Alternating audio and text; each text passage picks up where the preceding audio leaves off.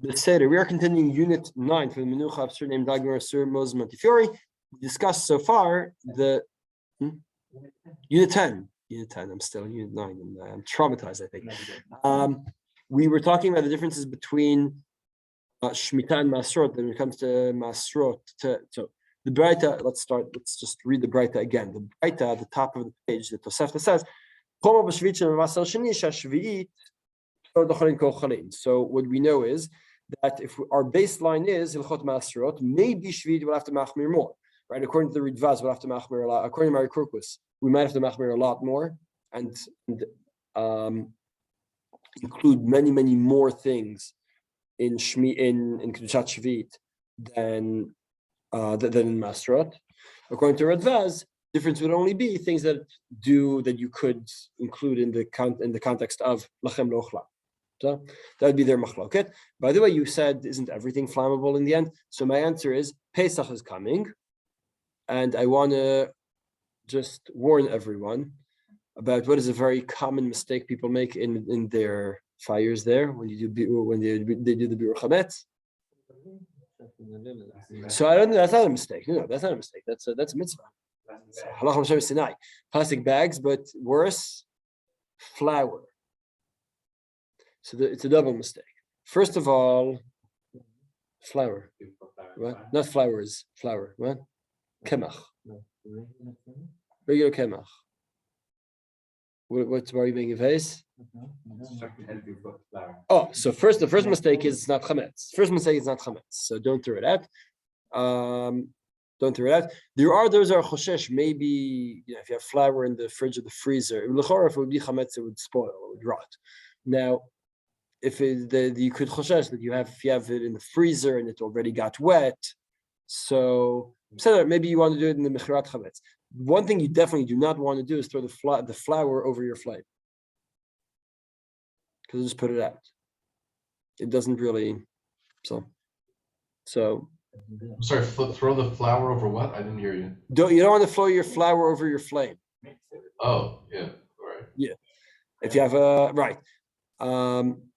Whatever. My father has a home. My father has a crib. My father is not a very big fighter. He's not very outspoken. He's not. He's a very mellow fellow. Right? What? He doesn't like flour. When it comes, no, he says the one time, the one day of the year that he used to always see chametz on the streets is on Pesach. Right? You don't usually see chametz like lying around the streets. People come and bring like a loaf of bread and pour it over the whole fire. They come with a bag of flour and pour it over, and everything into the fire goes out, etc. So don't do that. Why did he stop seeing it? Because kavua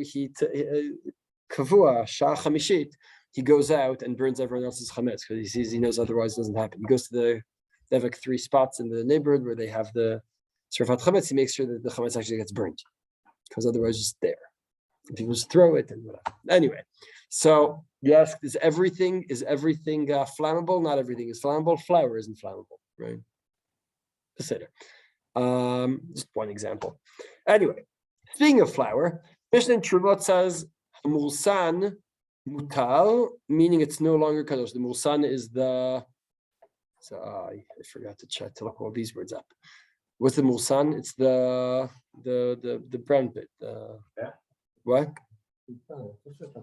Yeah, it's the klipa of the wheat. Yeah, what? Maybe it is the bran. Is it the bran? Could be. Sounds right. It could be the bran.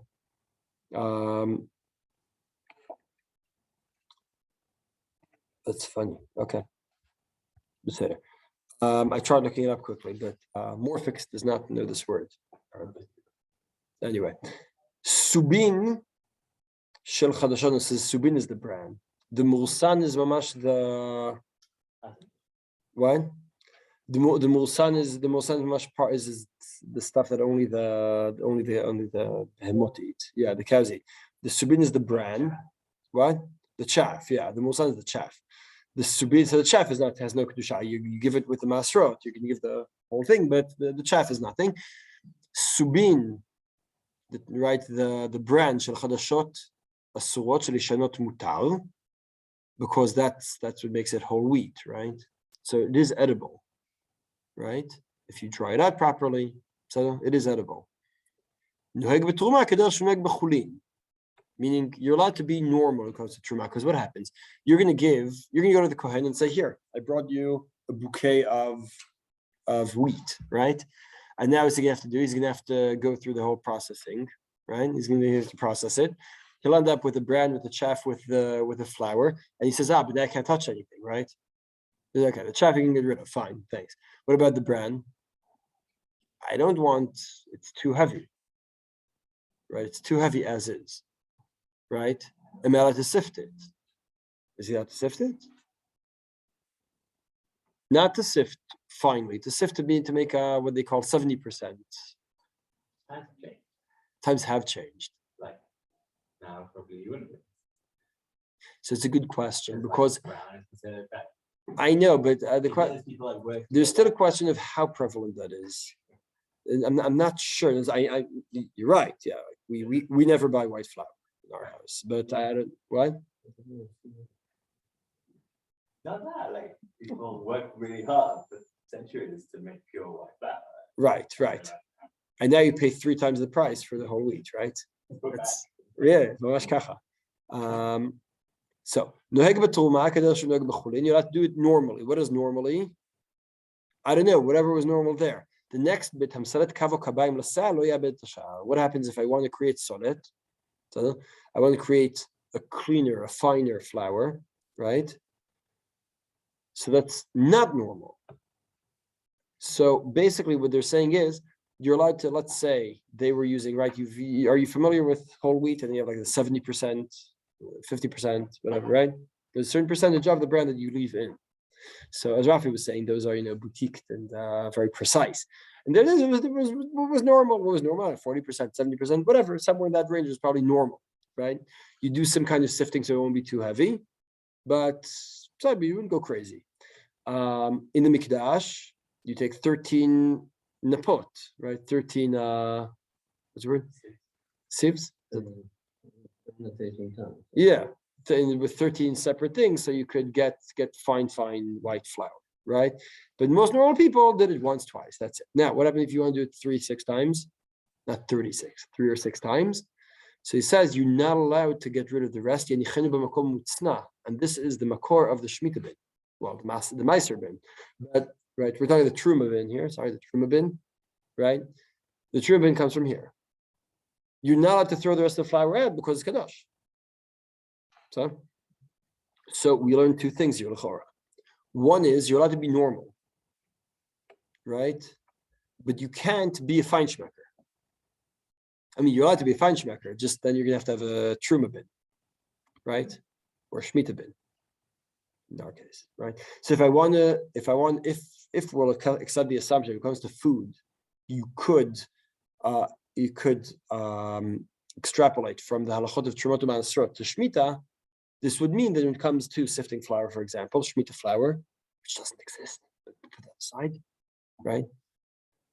Then you're allowed to be normal, but not a feinschmecker. Now, Rafi is going to say, what is normal? All right, good question. So, yeah, I agree. But it seems like normal for the generation, and then good luck, because, So now, I just want to point out, the Rambam says, why are you allowed to be normal? So the Rambam says like this. See the Rambam on page 3.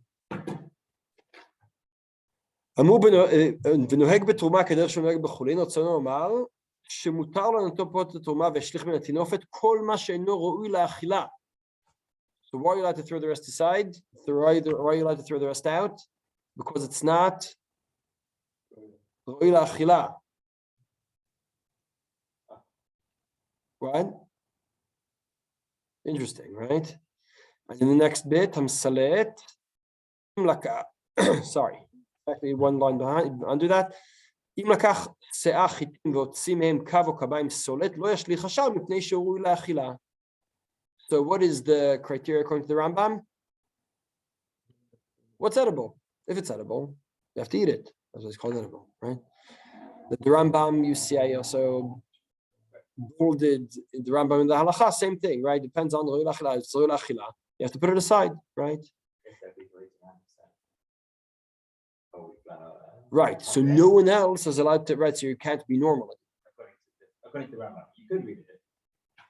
And you could probably read it. Oh, you could do it like the Rivmatz, Yeah.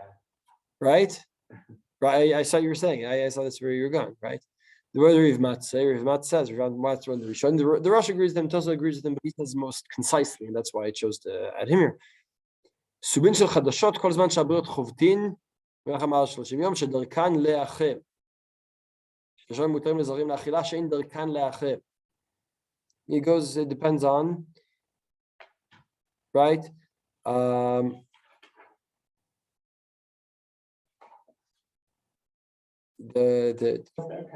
What? It seems that the Rivmatz is saying depends on what's normal. The Rambam is saying depends on what is edible. Right? So if once upon a time people used to eat more of the fruit, according to the Rambam, will still be bound by that, l'chora. According to Rivmatz, not, because you could be normal. Normal, l'chora, means normal today, not normal 2,000 years ago, right? Let's quickly see another one, just to show you the other example, right? The kniva. Kniva, what is a kniva? What is kniva? Milshon knife, right? Yeah. Knife. Knife. Yeah, knife. Is that how you spell it? How you spell it? What? Kniva is milshon knife. That's what you're referring to, what? Bottom page 3. Bottom page 3. Kniva, knivat yerek shel truma. So here, what does that mean? I have the edges of the what? Probably. Right, it comes from the word knife. What you cut off the edges that you cut off. It's right. So how do you cut them off? With a knife or with your teeth? So if I cut the right, if I have a cucumber, so we cut the edges off, right? Are you allowed to cut the edges off and throw them in the garbage? So Rabbi Dosa says yes. Right? Chacham say no. Right? So it seems that Rabbi Dosa says that once I cut the normal amount off, you're good. Chacham say no, since it's edible, right? It is still edible, that edge, so it's still kadosh. But note the Yerushalmi on the next page. What is Gananim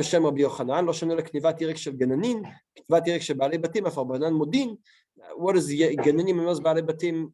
I'm not sure, because the question is, who's more machmir, as in who's more stingy about how much to cut off. So there are two gears. So who's more the Gananim, right? Are is the person out in the field more stingy, or the person at home more stingy? So machloket, whatever. But it's not important. What's important to me is there a minimal amount you could cut off that will not be kadosh? The Yerushalmi seems to say yes. As long as you cut off the minimal amount, even if despite it being edible, it won't be kadosh, right? That's what it seems to say. Have a look at the Rambam. What the Rivmatz says, but the Rambam says the Rambam's lashon was ra'ui lechol. Ra'ui lechol. Ra'ui is the opposite, right? Ra'ui means is it edible, right? As the Rambam explained this, let's see the Rambam. The Rambam says, let's start with the Rivmatz and then go back to the Rambam. The Rivmatz says, the Rivmatz is it's the next verse after the Rambam. I missed the headline here. It's the same thing. Meaning, as long as you're normal, you're good. Huh? Yes. But note the Rambam. What? Right. As long as you cut normally. The point is normal. Right? The Rambam would have. You have to. So, but the thing is, when you realize kol mashu rotze, meaning you don't need to be like super machmir and take it till the edge. Normally, as I said, normal, right? What does the Rambam say? The Rambam says, "Uktzei tenim gorgot klisim charuvim me'evatiach קליפי אבטיח ואתרוג ומלפפון, אף על פי שאין בהם אוכל, וכניבת ירק שמשליכים בעלי בתים, הרי אלה אסורים לזרים. So all these are all kadosh, right? אבל כניבת ירק שמקנבים הגננים מותרת לזרים. Meaning, there is that minimal amount that no one eats. If no one eats, so the Rambam has to concede that even though it is technically edible, if no one eats it, Same as with the Sifting. right, exactly. So the Rambam, but here's a bit more makeup, right? With the Sivan and Nipui, the Rambam says edible. Now here he has to concede that there is a bit of the cucumber that's edible that you're throwing out. He says, no, as long as you're minimalistic, as long as you only cut off the part that really, truly no one eats, you're good. Right? Yeah, that's what. No, me'avatiach, not klipavatiach. Oh, the klipavatiach. No, the klipavatiach, I think what he means is you have the green, the white, and the red. Yeah, the white is also edible. The white is also edible, and you're not going to get only the green. It's not white. The white, really? I thought you're the doctor. Not in my house. Just like I'm the rabbi, but not in my house. So same idea. So just to sum that up, when it came to sifting, right? When it came to sifting, the Rambam says as long as it's edible, you have to put it aside. You have to have a meiser bin, right? And the Rav Mat says you have to be normal, right? If you're going to be a feinschmecker, you can't go that far. But right, the Rav Mat says the same thing here. Whatever you want to cut, whatever is normal to cut off the end of the cucumber, go for it, right? You have people take off the middle of the tomato. Usually, also get some of the flesh, right? No, like the tomato. It's the same idea, right? You don't cut off that middle thing. I do. I don't know. If she isn't, you don't. Right. All right. So, now some of the flesh stays there. So there, the Rambam will admit that no one eats it. Everyone cuts it out. That's not kadosh. Beseder, because no one eats it. As long as someone will eat it, and someone will eat it, as long as it's edible, it will still be kadosh according to the Rambam.